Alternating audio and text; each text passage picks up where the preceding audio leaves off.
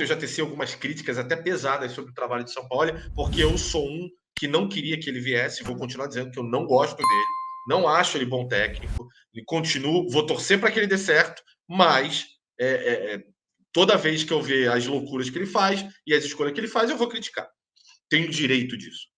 Dito isso, mesmo com pouco tempo de São Paulo no Flamengo, você vê um Flamengo já diferente do que era e mais competitivo para jogar contra o Fluminense. Por exemplo, se o jogo fosse quinta-feira, você já viria um Flamengo, você já teria uma esperança diferente do tempo que você tinha com relação ao Vitor Pereira.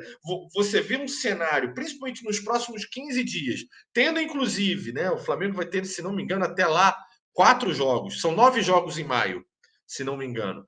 Acho que até lá são 4 jogos. Você vê que o Flamengo tem a capacidade, inclusive, de chegar contra o Fluminense de uma maneira muito mais competitiva e de principalmente tentar neutralizar o jogo do Fernando Diniz, ou quem sabe surpreendendo? Eu vejo. Se fosse quinta-feira agora o jogo, seria uma loucura, mas eu não esperaria um 4-1 de novo. Eu acho que a gente está muito além do que aquele time apresentou naquela final de Carioca. Pode ter sido o dia também, que não era tão bom e tal, mas por característica de jogo, eu vejo algumas coisas que o São Paulo, que eu considero que evoluíram com o São Paulo. A questão da marcação alta, a questão da marcação pressão, do perde-pressiona, acho que mudou. Eu vejo, mesmo com os 3 zagueiros tão criticados do Vitor Pereira, que o São Paulo também utiliza, eu vejo um time mais organizado. Eu não vejo um time correndo tanto para trás, como a gente via com o Vitor Pereira. Então, assim, eu acho que é um time mais organizado.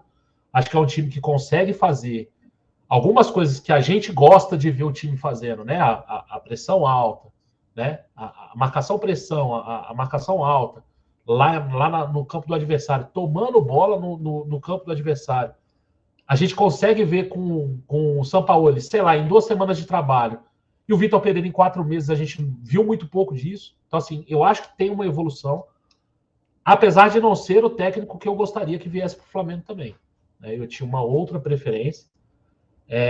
E acho que no jogo contra o Botafogo ele erra demais. Eu acho que o Sampaoli... eu vi, acho que foi o Alan, se eu não me engano, no Twitter, falando: hoje está tudo na conta do Sampaoli. Porra, não tá não. Não tá não, porque o Gabriel chegar na cara do gol e dar um chute de um moleque de 12 anos, porra, não tá na conta do Sampaoli. Né? O time também, criou, né? O Pedro perdeu. Para mim, o Pedro perdeu um gol mais feito que o Gabigol, mas o Gabigol também perdeu um gol bizarro. Porra, mas então, assim, pra gente comparar os gols perdidos... Os dois ontem estavam fodas, né? A gente vai ficar na loucura. A gente vai ficar na loucura, porque assim, a gente vai falar... Se for contabilizar qual é o gol mais perdido ali, a gente vai ficar doido. Né? E, aliás, o Flamengo entrou para uma contabilidade perversa, né? O time que mais cria oportunidades claras de gol no Brasil e o time que mais desperdiça. É surreal, cara. Surreal. Então, assim, não concordo que está tudo na conta do Sampaoli. Mas o Sampaoli ontem, quando ele perde o Gerson, ele entrar com a Ayrton Lucas, mesmo depois ali, onde ele ia desfazer os 3 zagueiros, né? Ele ia ficar... Acho que ele ia desfazer errado os 3 zagueiros, né? Porque ele ia ficar com o Davi Luiz, ele é o Pereira. Isso. E aí, quando sai o gol, ele tira o Wesley e continua com 3 zagueiros. Eu acho que foi um erro também. Acho que a gente não pode ficar... a gente não pode iniciar um jogo. Tem 2 coisas no meio de campo do Flamengo que a gente não pode conceber. É Thiago Maia e Vidal. Acho que não dá para jogar com o Thiago Maia e Vidal. E a gente não pode entrar sem um meia de criação. Marcão, mas porra, o Everton Ribeiro estava com o joelho inchado, não podia jogar os 90 minutos. Quem é que entra? Sei lá, você entra com o França, você entra com o Vitor Hugo. Né? Acho que ele está demorando demais com os garotos. Eu acho que o Marinho não pode ser opção, o Vidal não pode ser a primeira opção, né? E ele ainda assim está demorando a ter esse desapego com os jogadores que ele já conhecia previamente, né? Ele conhecia o Vidal da seleção chilena, conhecia o Marinho do Santos. Então, assim, ele vai ter que se desvencilhar mais rápido, inclusive, né? Porque a gente não tem tempo sobrando. Infelizmente, quem tinha esse tempo era o Vitor Pereira, que foi embora, né? A gente vai cobrar o Sampaoli um pouco mais cedo. Mas é isso, eu acho assim, ele errou bastante, mas eu consigo ver uma melhora do time do Sampaoli ao time que a gente tinha do Vitor Pereira. Essa é a minha esperança para daqui de 15 dias. Que esse time siga evoluindo e que a gente possa enfrentar o Fluminense, que acabou de fazer um gol com o Cano, né? 1-0 em cima do River, que a gente possa enfrentar o Fluminense pelo menos sendo mais competitivo. Pelo menos sendo mais competitivo. Se a gente não for melhor,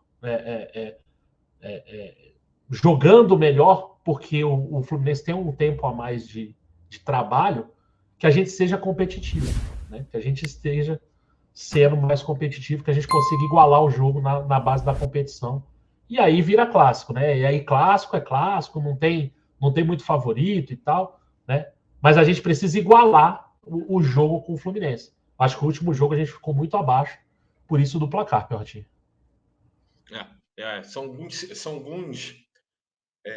algumas iniciativas, né? Alguns sinais que precisam literalmente serem trabalhados, né? Por parte do Flamengo ao longo desse tempo, em várias zonas de campo, né?